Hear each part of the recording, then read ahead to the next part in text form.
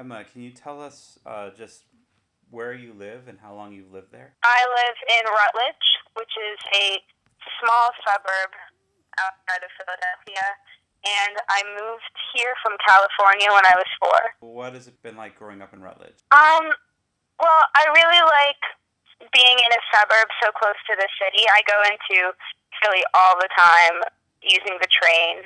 It's cool being in a small town because I get to have that feel of not everyone knowing everyone, but being able to walk places and meet up with friends easily. And growing up, I suppose, with the same group of people for the past 12 years through school. But I also like getting out. I like going to the city, going and traveling and seeing other places and getting away from that small town mindset. How did you discover theater? When did you first encounter it? Well, my parents owned a theater company back when they lived in California, so I've always grown up with that culture being advocated by them. Um, Play posters, taking us to see shows. So it's kind of been embedded in my childhood. But in 8th grade, I took a playwriting class, a Philadelphia Young Playwrights class that was supported through my school, and I submitted a one-act play that was selected to be read by students at the University of the Arts.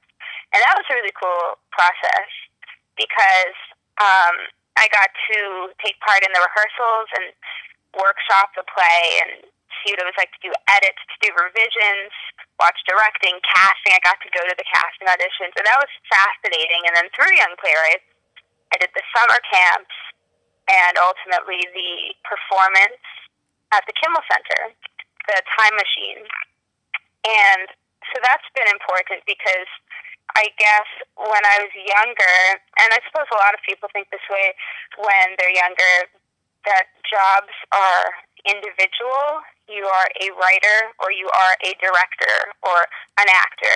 But doing theater in the city with Philadelphia Young Playwrights has showed me that there's much more fluidity to the arts and that most people wear many, many hats. Like most people do directing and writing and lighting or acting and stage managing, and that you can do so many things instead of just having to pick one.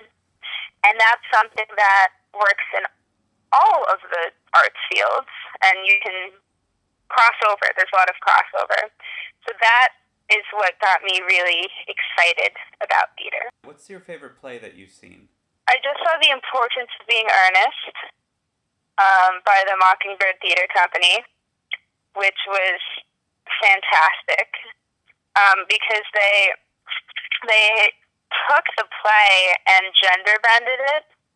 They had it was an all male cast, and not all male, but they turned the female romantic interest into male, and that was really fun to see that. I've seen two of Kiara's plays, which are The Happiest Song Plays Last, and then she did the book for In the Heights, and those were both awesome. I say all the time, every time I see her read a new play, I always say it's my new favorite play until the next one. I love, let's see, recently I read Almost Maine, which is really cool. I read The Three Sisters by Anton Chekhov. We read plays in school a lot. I just finished Macbeth. We do Shakespeare in school often, and those plays are always really fun, especially because Shakespeare has so many film adaptations and stage adaptations that every time it's different. So that's cool. I really just love watching plays and reading plays because it's hard to have one favorite.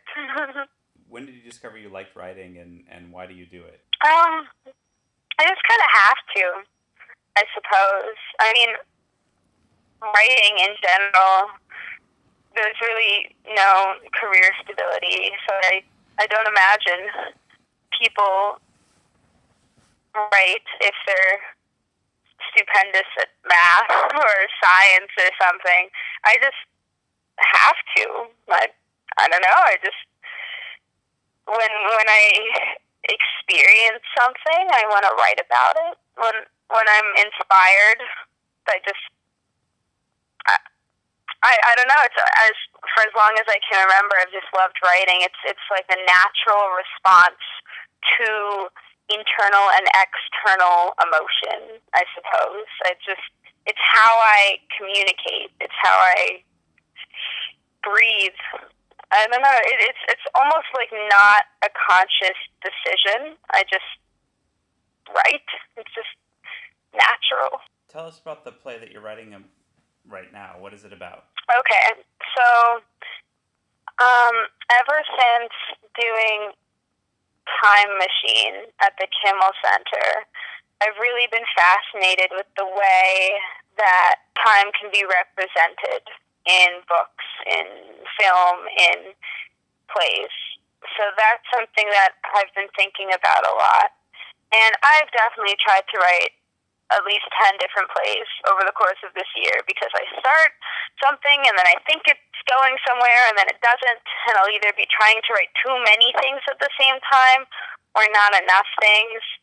And so I've been working on it, but definitely it's been a struggle trying to land on one topic. So what I've ended up being able to write about, what I've ended up following through with, is that there are a collection of characters who are seemingly disconnected. It's a series of vignettes, like little stories. And the only thing they have in common is that at some point in the scene, they are interrupted by a phone call. And all of the scenes are situations in which you would not want to be interrupted by a phone call, like a funeral. You don't want your phone to ring in the middle of a funeral, or a marriage proposal. And each of these characters get a phone call, and then there's a turning point where it's the same phone call. It all took place at the same. It all took place in the same increment, like all these scenes not being presented chronologically, but rather at the same time. And then the characters at the end all have ties that they didn't realize at the beginning. I think that's the best explanation I can offer right now, and I think that the more I write it, the better I get at explaining it. What's your favorite piece of advice that Kiara has given you about your writing, or this play, or other plays? Just don't stop writing. There's really no such thing as not being able to write. Like, even when you have supposed writer's block, just keep writing. Just even if it is irrelevant, even if it doesn't make sense, just keep writing. Write something. Write anything. It's like stretching your muscles. She's just says, run with it. Just keep going. Don't stop, because if you stop, that's not going to help anything. Keep writing until eventually you find something you want to write about. Cool. Which has been great, because I would email her and say, I have this idea, but I don't know what to do, and she'll just say, write. Write, even if you don't like what you're writing. Just make sure to keep on writing. Keep doing it. So that way you don't forget the muscle memory, I suppose. What has it been like working with Kiara? It's so cool to be with someone as down to earth as she is, because she's got a great perspective of writing and how it works, I suppose, how it influences people. She's so cool.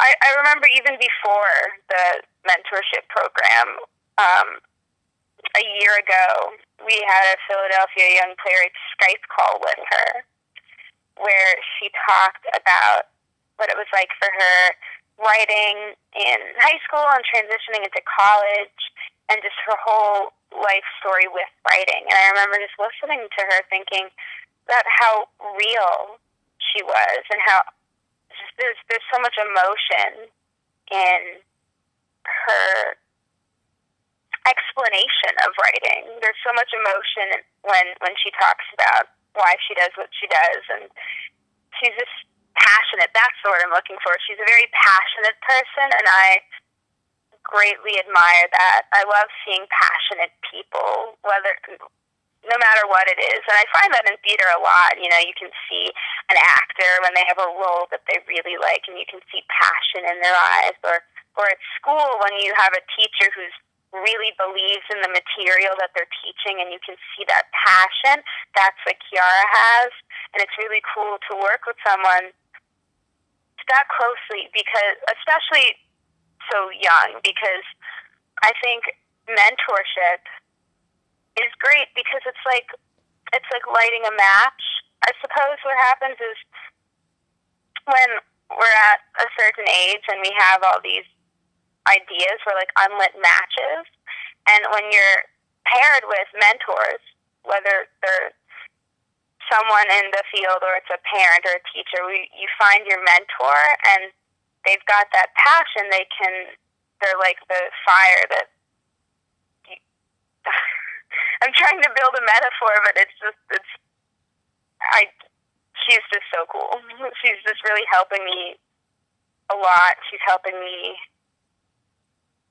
find reasons to keep writing, if any of that makes sense. It's hard to talk about someone so cool, because like they transcend words. You know, she transcends words, so I can't.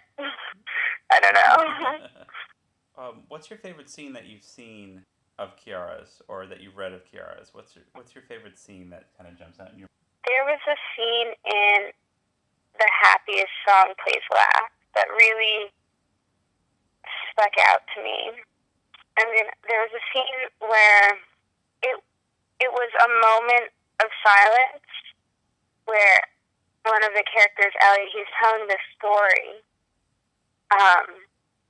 He's telling this story where a group of protesters were tearing down a poster, a billboard, and in order to get to the top, they had to make a pyramid of bodies. They had to, get on hands and knees and make a human pyramid, and so someone could climb to the top and rip it off. And when they had done that, when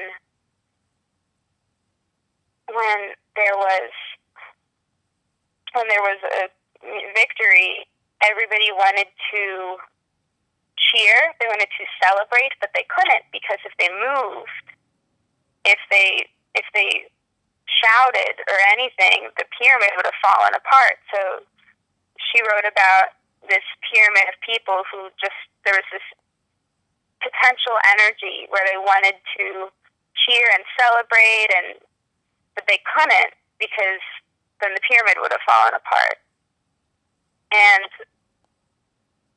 it was just the way she wrote it. It was very powerful imagery. She had good figurative language, I suppose, and it was just very an illustrious monologue. What have you learned from Kiara? I've learned that it's worth it, because as hard as writing is, and as scary as it is, and as many rejections as you get, she seems to really love it, like a lot, and it's worthwhile and fulfilling for her, so that really means it's possible. In the next year, what is like your favorite kind of situation you can imagine to mentor other students in their writing? I think it'd be really neat to work with that 8th grade class. Now middle school students at my school, they can still take young playwrights in 8th grade. And I think it would be cool to talk to them and show them how, when I was their age, I took the same class and wrote the play, and then explain to them how it's affected everything I do, and how it really was a huge turning point for me. And I think that sometimes seeing someone who's experienced the same things you're experiencing and seeing that they're happy with it oftentimes has an impact, makes them want to try harder maybe, or want to stick with it. So I think it would be cool to tell them I had the same class and that it's been worth it.